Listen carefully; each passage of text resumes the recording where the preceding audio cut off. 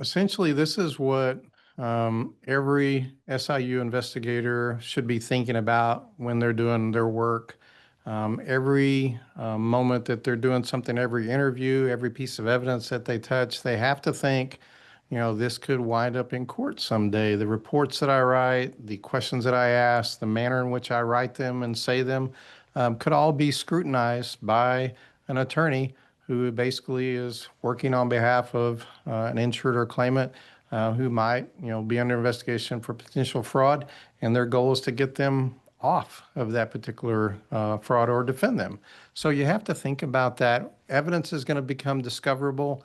Everything that you collect, the reports that we write are going to be deposed and subpoenaed and gone over with a fine-tooth comb.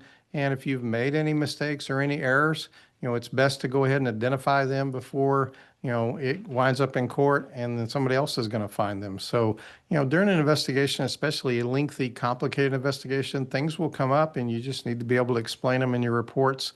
But thinking about really important stuff is chain of custody, for things like the video that you gather, the physical evidence or the EDR downloads.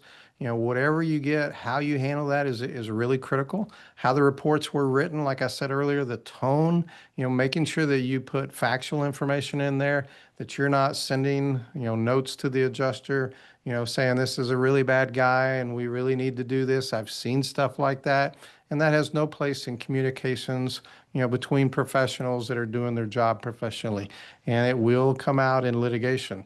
And then the preservation of any raw data. So you're going to show maybe clips of stuff that we get video, but you preserve the original data if somebody wants to see that. So you may have, an hour long worth of video that had nothing to do with your case, but you preserve it all, even though you've clipped out and shown the part, to the adjuster that's relevant.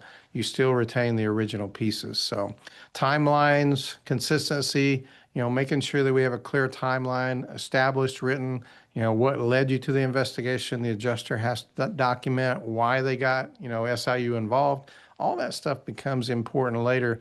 And unless you've been through one of these cases like this, you may not, realize how important all that stuff is.